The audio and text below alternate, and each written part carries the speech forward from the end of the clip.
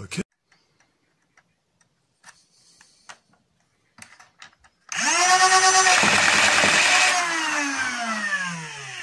Hey, it's that time of the week again, and time for another video. And today we're going to start the first of what should be a fairly long total video, so I'm going to do it in installments. This may take 3 or 4 weeks. Today, the Stampede.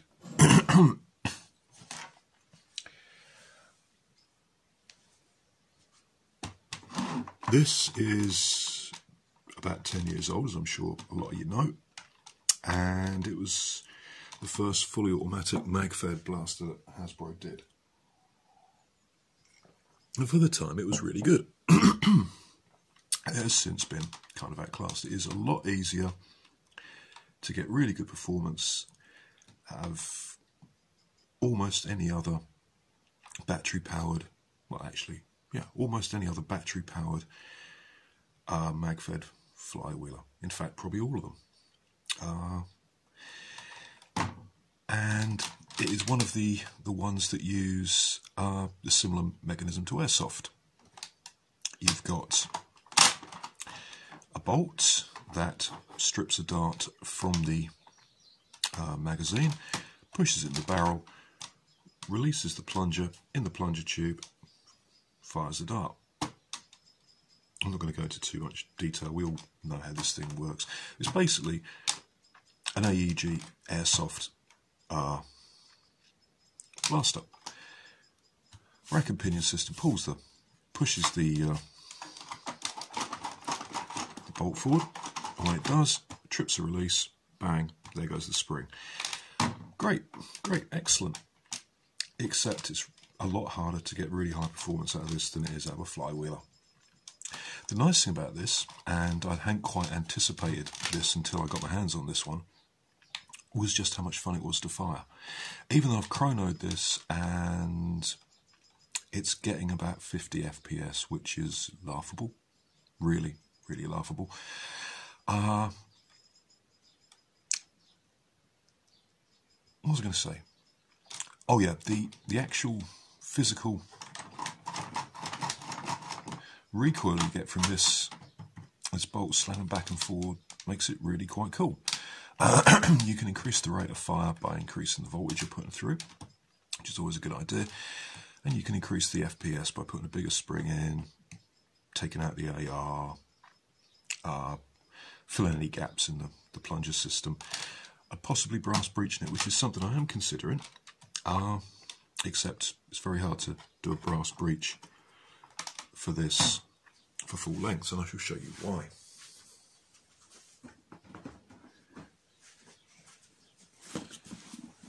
If I take a magazine and I put a nice AccuFake dark in it, and I load it up,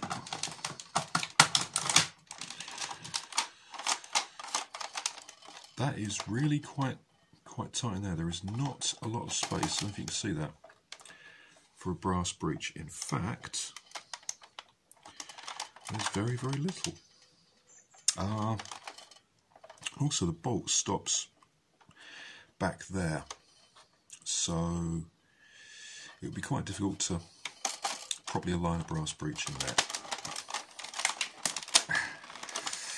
It's also quite difficult to get the mags out, so I'm going to fix that. I don't normally like extended magazine releases, they get in the way, but I'm going to put one on here, I think. There's a screw point in there I can use as a pivot. Anyway, so I wanted one of these. They're quite rare, it's fairly expensive to get one even on eBay, but I got this as part of a bundle, so I'm going to do this.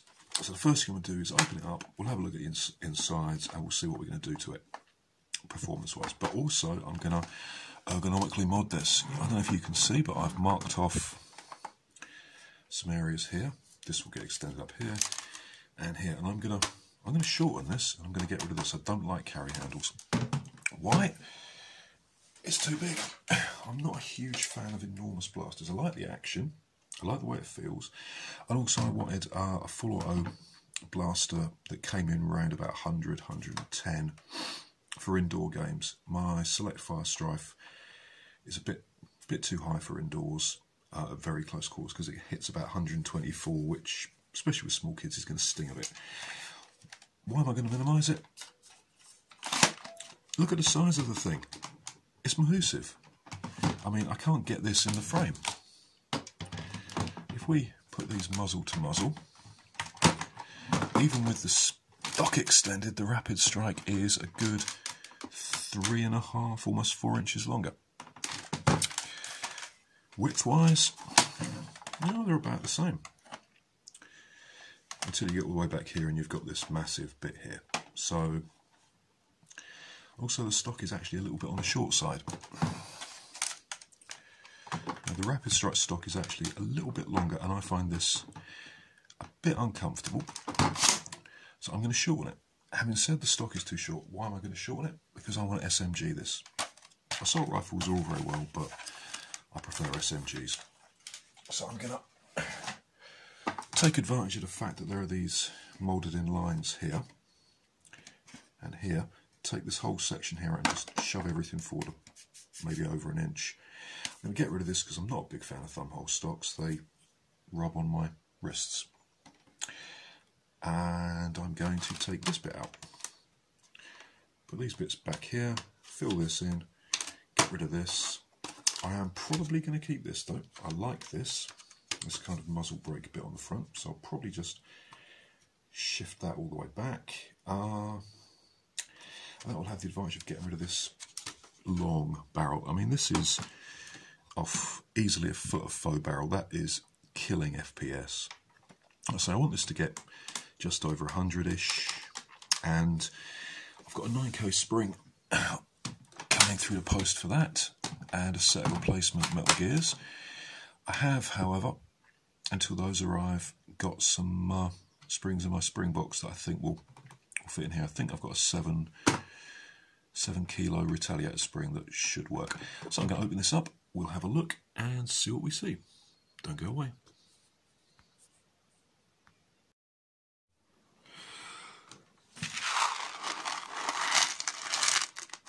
There are a lot of screws in this thing, and inevitably 2 of them are stuck, and they go all the way through into there, so I'm going to have to try and get those out. I haven't got any WD-40 with me at the moment, so I'm going to try a trick that people have recommended on Reddit. I am going to use an elastic band to try and increase the traction. I don't hold out an enormous amount of hope these screws are well stuck. We'll try anyway.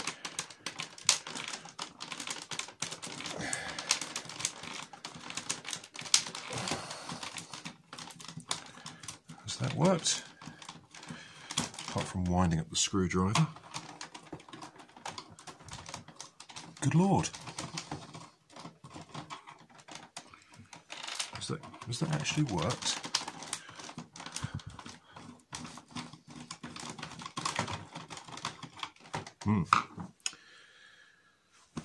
Different screwdriver. See if I can get this in here.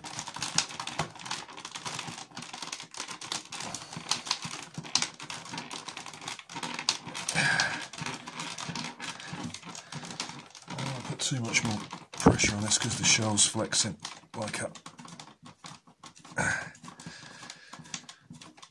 bastard. Has that worked? I think I can feel the screw coming out. Let's have a look. Hey, well, what do you know? It works. There you go. Today's top tip, which I didn't come up with. An elastic band over the end of your screwdriver can help free trapped screws. This is the first time I tried this.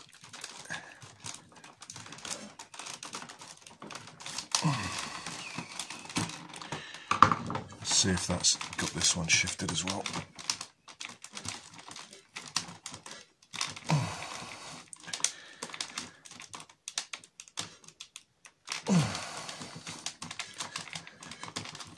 I think this one's moving.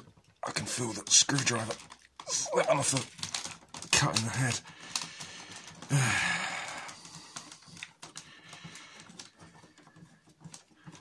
So let's, no, if we look at that, that's threading. That is threading. Give it one more go. And if that fails, I shall drill the damned thing out. It's not the end of the world, it's only the one screw. And it's not really going to be completely... Oh, sorry, cat just ran into the room.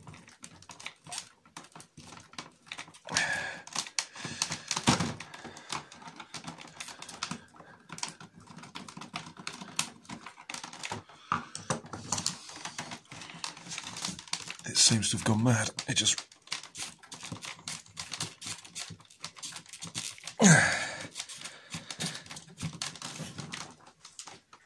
It's running about the room like a crazy thing. I think that's got it.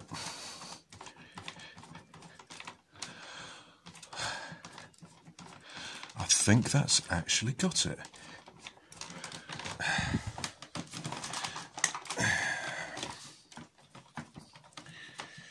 There are too many screws in this blaster.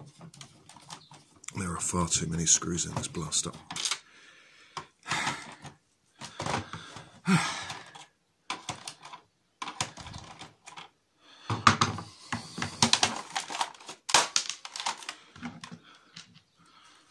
Look at that. That's horrible. I'll be using that one again. Okay. This is the butt cap. There's normally a great big battery tray in here, but as you can see, this just unscrews and the battery tray comes out. Excellent. So let's open it up and see what's inside.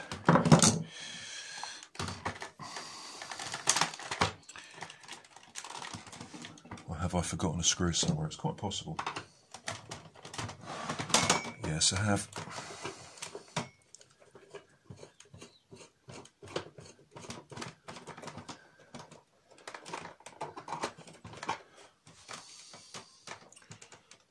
No.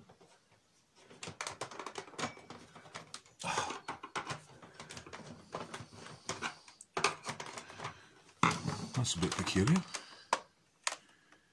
No, no, no, no. Is there a screw in there? Doesn't look like it. Feel that.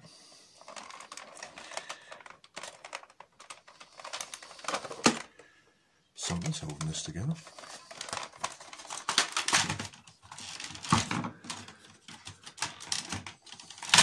There we go.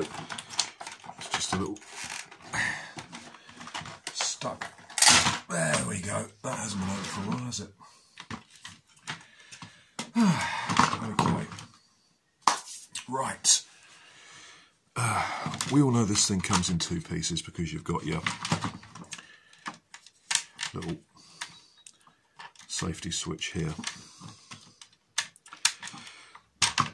That needs to be replaced if I'm going to keep it, and I probably should, just in case you get runaways. Yes, so the first thing I'm going to do is cut that wire, because we don't want that. I'll leave enough here.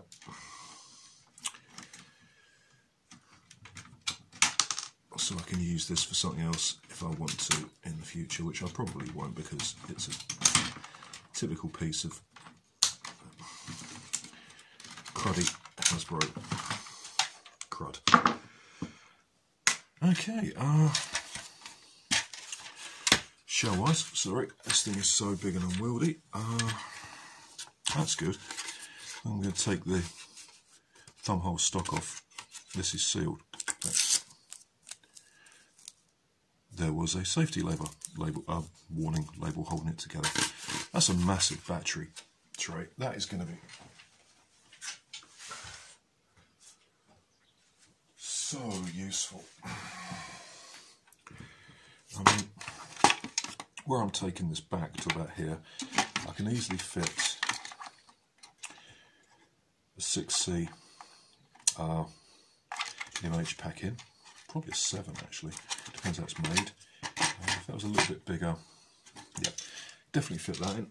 And obviously you can fit an enormous LiPo, and I can fit my custom battery pack in here without any trouble at all. This is going to be good. When we consider that this is going to be there, so that's going to be like the new total length, yeah, we are going to have room and to spare for whatever I want to put in this thing to power it. Yeah, ages of space. Brilliant. This, I'm not quite sure what this is. It's obviously getting pushed or pulled by something. Up here, oh, it's just a question of taking this off and putting it here. So we'll get rid of that side of the shell, we don't need that. Okay, we've opened it up.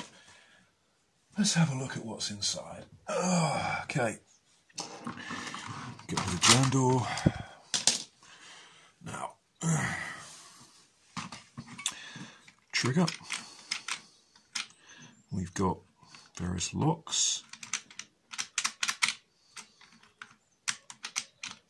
That's interesting. Okay, we've got a magazine lock here and a magazine lock here. And this is interesting. This is the mag release. This actually means that you can't fire the blaster when you're releasing the mag. You've got an electronic switch up here to do that, and also a physical lock down here. There's this little orange piece that stops you pulling the trigger if you're pulling the mag release. God, Hasbro was seriously safety conscious back then. Otherwise, the way it works is this. This is our catch return. You can see this is our catch release. So here's our catch, which is nicely put in there. It's nice and solid, which is going to increase its longevity. Basically, this little piece here is our catch release. That goes, boom, releases the catch, which is, if I can pull this forward without breaking anything, there you go.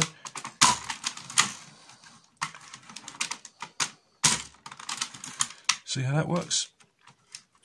There's a little lever here that trips that when the bolt reaches its full travel, like that. Have a look at that, if you can see that. We're looking at this piece here acting on this little knob up here. So, knob, boom.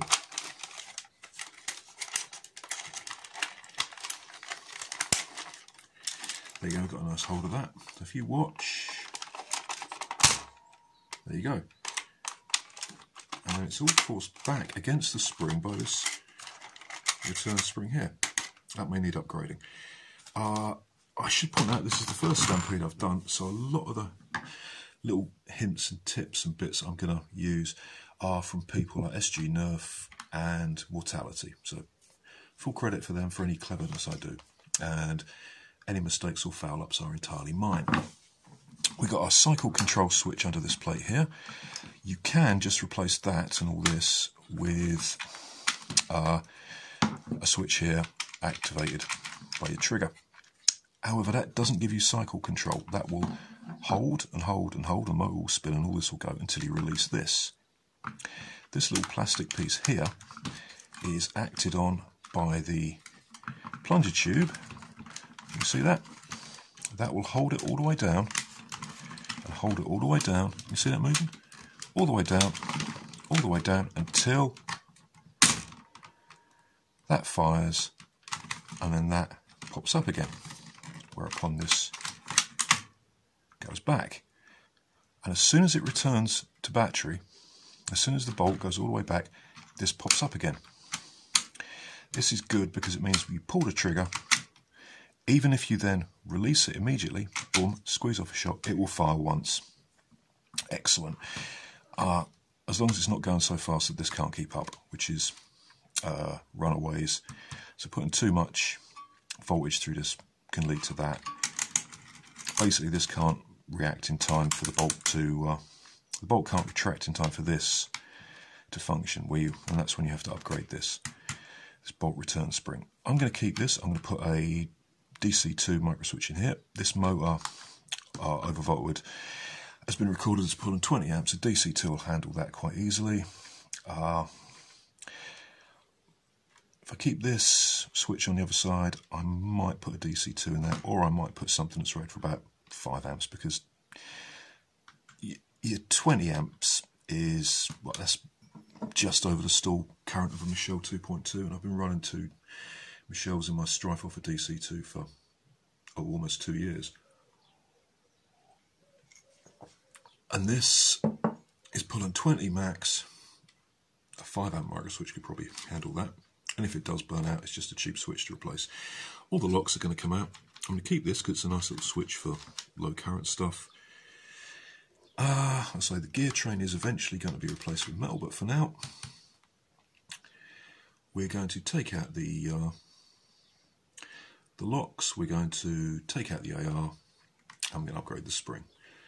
I shall proceed to do that, and I shall actually get this stripped out and show you how to take the AR out.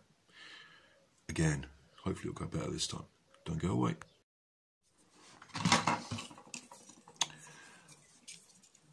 Got to keep this. There's our dart gate. I've kept the dart gate lock in there for the moment, just so I don't lose it or forget how it goes. I'll take all this out now, and see what we get to. Okay, we got the front off, which is good. This is going to sit there.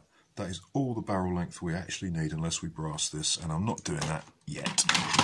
What I am going to keep is this bit. I like this bit, and I'm going to keep this bit as well. So what I'm going to do, and get this back in here, is put, no, it's not right, there we go, cut this off here, put that there, and then integrate that with the rest of the shell. So we're basically going to have, it's going to be about that long. This is good, much shorter, much happy with that. There are so many screws in this thing, it's no wonder it was so expensive when it came out. And compared to some of the Alpha Strike line, this thing is a piece of advanced engineering. This is our dart tooth mechanism that pushes down our dart tooth. Which way? Oh, there goes the spring. Yeah, that pushes this down. You can see the curved surface there. That's acted on by the curved surface here when that goes forward, if this had the spring in. Now, what I'm going to do, because I'm not changing any of that, and I'll leave all the dart tooth bits in until it's, unless I brass it, I'm going to put the cover plate back on. If you're not familiar with the inside of a blaster, take pictures the whole time. You can see I've left the jam door in. Take pictures the whole time and put things back if they don't have to be moved at any particular moment in your life. See, this goes in here somewhere. There you go, and that is going to keep everything, no, other way up, other way round. It looks like it should go there. Yeah, there are only 2 screws. That goes there, I think. Yeah, there you go. Quite wide as a screw hole there. Is anyone's guess. Put those back in, move on to the rest. Okay, we got the front back on. We got that out. It's all sorted there. This is going to come down quite nicely with the muzzle here. Might take a bit of putty work to fix that in, but that's okay.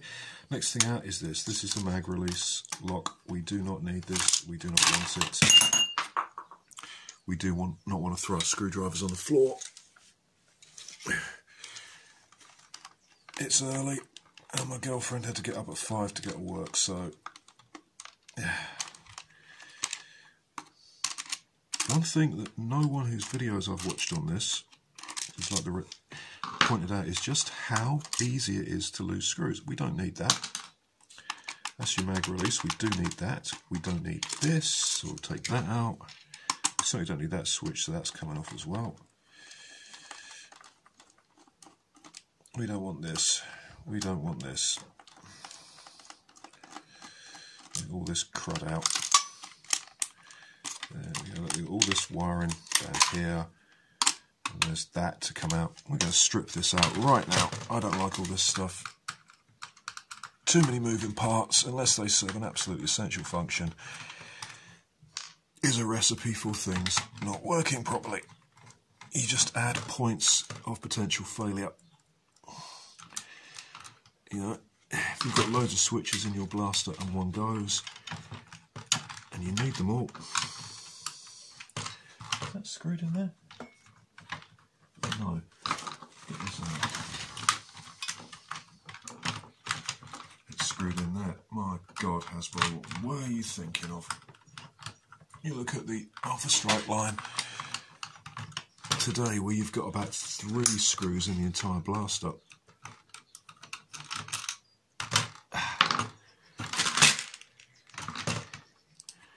Magnetic screwdrivers are your friends. There we go. We can have that out. Except it's screwed in. Of course, it's screwed in. More screws on the floor.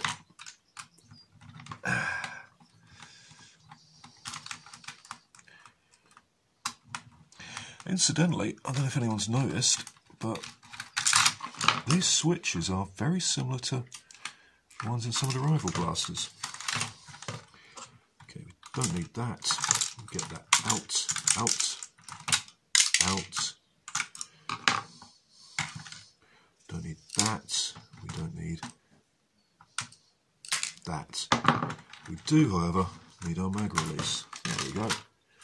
Get all this out of here. That goes in there. That fits back like that. And gets in its little slot. Like so. Let's screw this back up.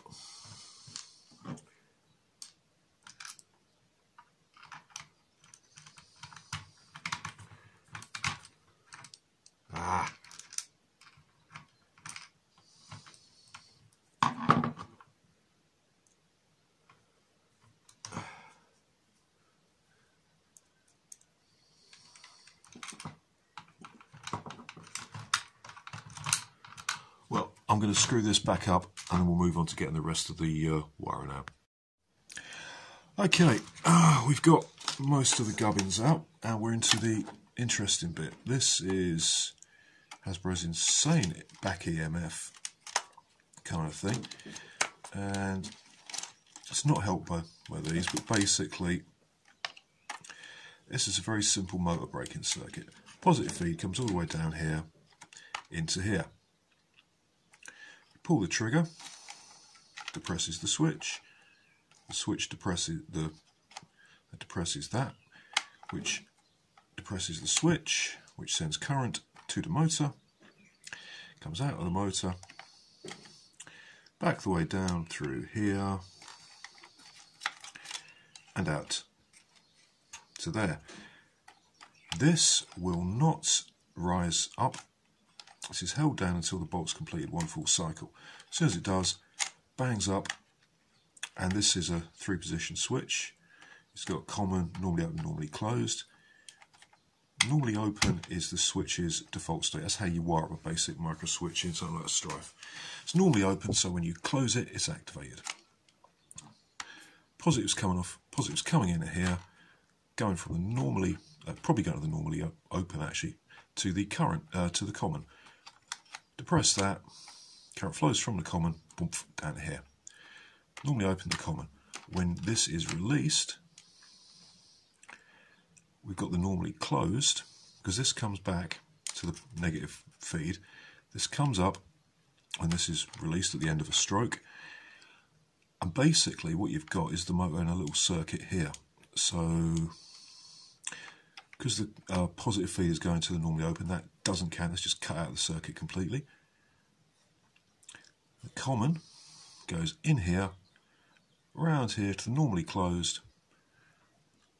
Normally closed, because it's now open. Remember, if you wire up to the normally closed terminal when the switch is open, that's where the connection is made. So basically you get a closed loop, breaks the motor, boom, stops shooting. It's exactly how you do it if you put something like a 21 amp micro switch in here. But if you do it like this, putting a switch up here, this is held down by the plunger tube when it's moving. As soon as it completes a cycle, boom, motor brakes, stops dead. That's why this is quite a torquey motor. It should, in theory, be possible to make this select fire mechanically, which is another reason I got this. I wanted to do a mechanical select fire system for as long as I've been doing this. Basically what you want is a little disconnect up here, so that I pull the trigger, bolt starts moving, but the trigger has now disconnected from here, yeah? Like it's slipped off this little piece here, which is then held down. So instead of having to release the trigger, there's a little piece on the trigger that pushes that down and then slips off. It should be possible to do that with a little addition here, or by changing the geometry of this a bit. That's something I'll probably think about in the future, but I would like to do that. And you could change how that worked by a little switch or something, a little disconnector. Probably watch loads of Forgotten Weapons for that. Anyway, let's get the rest of the circuit out, because we don't need this switch. We really don't want this switch. It's crud and useless and naff. But before we do, we are going to, I put that back in there, we are going to be very clever and mark the limits of the travel for this.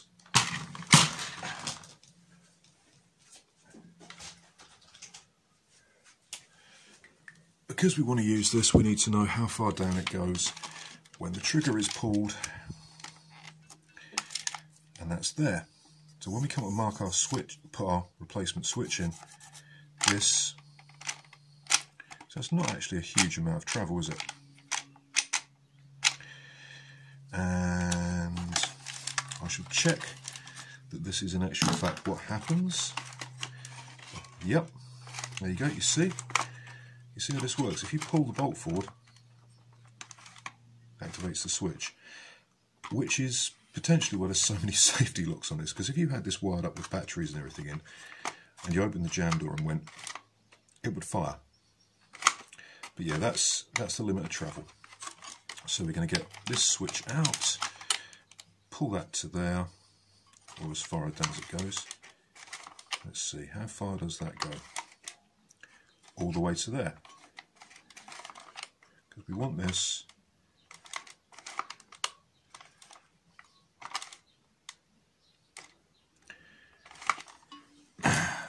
to actually depress our switch enough so that when we mount it, this is the switch that I'm going to mount for the on-off switch if I use it. We're going to want this switch, where are we? All this gubbins, to mount something like this, so that that way, so that when this comes down to there, the switch is depressed. Somewhere about there. So when it's fully down, the switch is fully down. I have to take this off, muck about with that until it fits. Should be a good job. Rest is just cutting the wiring off, and once we've done that, we can start on the rewire. I'm not going to go over how to solder, but basically I'm going to mount the switch here. I might show you that bit, because that's the bit I most like to get wrong. The rest is just a standard, basically it's a one switch system with motor braking. The only difficult bit is the alignment. If you can do a strife, you can do one of these. So I'm going to get the rest of this stripped out, rewire it, take out the AR, put a new spring in, and we shall see what we get. Okay, we got the AR out, and these are the bits. Now, normally what I do is I sort of cut here, going that way, because I haven't got the right bits. But fortunately, one of the side effects of the lockdown is I'm at my girlfriend's, and she's got a nice long hammer, so I did it the old-fashioned way and knocked it through like that, and it worked rather well, actually. So that's good. Yeah, this is a fairly reasonable plunger tube. Here is our plunger rod. That's the catch, so that goes that way. This is bendy. It's also got an air release hole in it there, and these bits here. These need filling, that needs filling, and all this needs filling, and I'm probably going to put a little bit of epoxy on here. According to, if that fits, it should do. Yeah, I can probably fit a little bit of epoxy on there, just enough to reinforce it. That's going to be a weak point, so I'm going to definitely put some in here and around here. And good news is there's no air release holes in the tube itself. Bad news is this is a tapered plunger tube, which means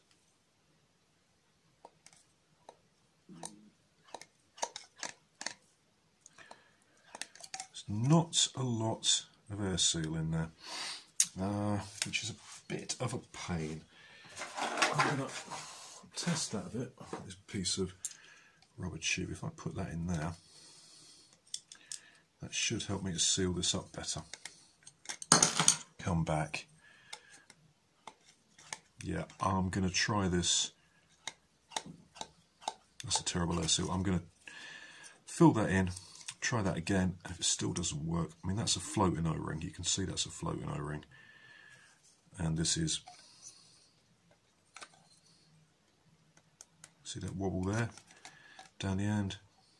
Not so much. Just take the plunger tube. I'm certainly going to try it with all this sorted out, and that padded, obviously. And yeah,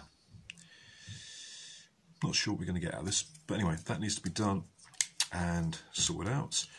I'm going to use the extra spring from the AR on the catch, see if that helps. Get all that done. Spring wires. Stock spring. Yeah, not too bad. I've got a couple of choices, and the one I think I've settled on is this. That's about 7. This one is 5, and this one is, yeah, that's about 7 as well, but it's a little shorter than this. So this is going to be the stock. This is going to be the replacement spring until the 9K one arrives. This is the stock one, and if the original bolt return spring isn't strong enough, I'll put this in its place. Right, other than that, so I'm doing some wiring and seeing what we get. Don't go away. Okay, this is the state of play so far. Everything is stripped out. Much simpler circuit. Well, it will be when it's in. Looking good. Ready for the cutting and the what's it. Now, because of the and this I owe to Mortality over on Reddit, who posted almost a definitive Stampede modding guide a while back. He reckons he's the plunger rod on a Stampede is prone to break in here and here, so I've reinforced it with this stuff, which is steel reinforced car body panel. That ain't going anywhere. Doesn't bend nearly as much now. Reinforce the head, which has the advantage of blocking that air hole. I'm going to fill these little bits in here with hot glue. Fill that. I'm not going to pad this because I've got this. This is because the spring I'm using is a 7K Retaliator spring. This is a silicone pad that cushions your plunger. As I was reinforcing this, I also reinforced some other weak points. Here where the screws are, hold the bolt cover, the plunger tube cover, whatever you want to call it, in place. That's going to get lubed as well, quite heavily. I've also reinforced the return spring collar, which takes quite a lot of impact up here from that. And as I had some putty left over, I've reinforced the catch. Hopefully those should last a good long while. Right, I am now going to go off and have a cup of tea. I just said that because I'm English and everyone else in the world thinks we live off tea. We don't. I'm a coffee drinker. So I'm going to go off and have a cup of coffee, let all this dry, and do the wiring. It's looking a lot simpler than I was expecting at first. I've got no idea how long this has been running for. I shall probably split it into 2 or more pieces, and we shall see. So don't go away.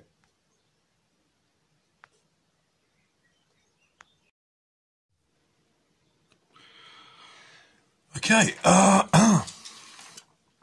everything has gone back in.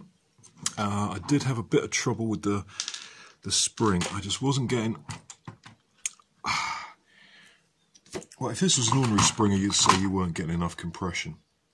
Basically, the bolt wasn't going far forward enough to trip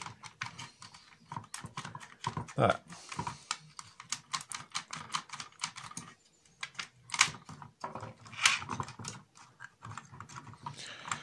Which is a bit cruddy, so I had to take 2 coils off, and the result is I've now got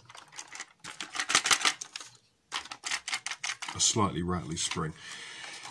I can live with that for the moment. The alternative was to not pad the plunger tube at all, and with the AR out, padding the plunger tube is essential. So the next bit is this. This has to be held down by the moving plunger tube. At the same time, we need it to activate this switch pretty much as soon as you hear that. That has to activate that as soon as it goes in and hold it all the way down. So I've had to bend the lever a little bit, and I'm going to solder this in, which isn't going to take very long. That should clear that. So we shall do the soldering now. Like I say, it's a very simple circuit diagram. It's one switch with motor braking, and I will put up a graphic of that. There are so many places for things to get lost inside this blaster. I shall put up a graphic at the end of the soldering section. I've done videos on soldering, you don't need me to go through that again. Totally basic. We'll get that done and we'll see what happens.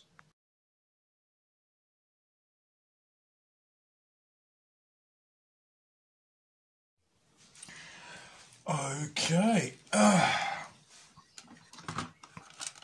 finally got everything working, and now we're going.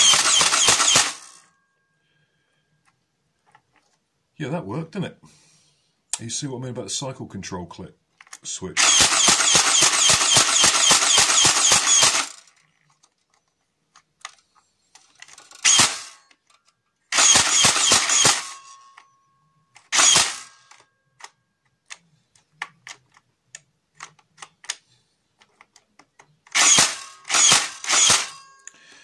Every time I pull the trigger, no matter how quickly I release it, we get a solid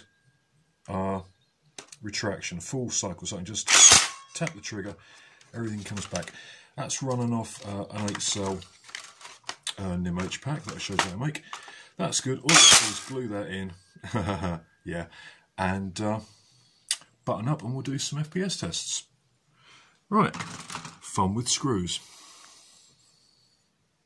Oh. Okay, after a long day at the blaster factory, Felixstowe Foam Forge has done their first Sentinel. You'll notice I haven't put all this stuff back in because this is going to end up sort of about here-ish, and this will be down here, and this will be gone, and it will be a short. I may even take the sidelights off. It's going to be a short blaster, This is coming off. I don't like these. These might come off. I might leave one here for a full grip. People say, oh yeah, but you can put flashlights on. I don't play in the dark. I don't need a flashlight. Okay, this has got a 7K spring in. AR out.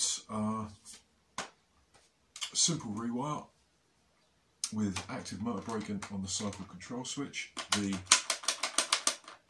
on-off switch does nothing because A, it's on the wrong side for me, and B, you only really need that if you're going to have a runaway. Now I've got magazine of darts. These are X-Shot darts because I've got loads of those new with me at the moment. The darts I brought with me to this location are in various states of decrepitude, so you won't get a huge variation just on the state of the darts. I have my chrono. Now without the barrel, getting this through here is going to be quite difficult, but we shall see. Don't do this at home. Yeah, that looks about right to me. You ready? Here we go. 89, 83, 82, 85, 80, 78, 89. That hit the side, that came out as 40. And those are 86. And the average rate of fire was 267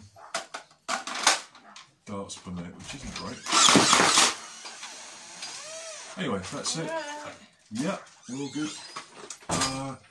That's the end of this episode. Next week is going to be the shell work, the cosmetic stuff, and any tweaks, and hopefully the bigger spring will have arrived by then, which is going to push me over 100 because that was getting pretty much 90, which was within my goal. Okay, leave your comments in the comments section. Like, share, subscribe, whatever. You know how it works. I've been Felix Phone Forge. Hopefully some of this is of any interest or use to you. And before I go, I do want to point out that the guides from Foam Data Services, SG Nerf, which is a very old one but still good, and Mortality have been a great big help. Thanks very much and talk to you later.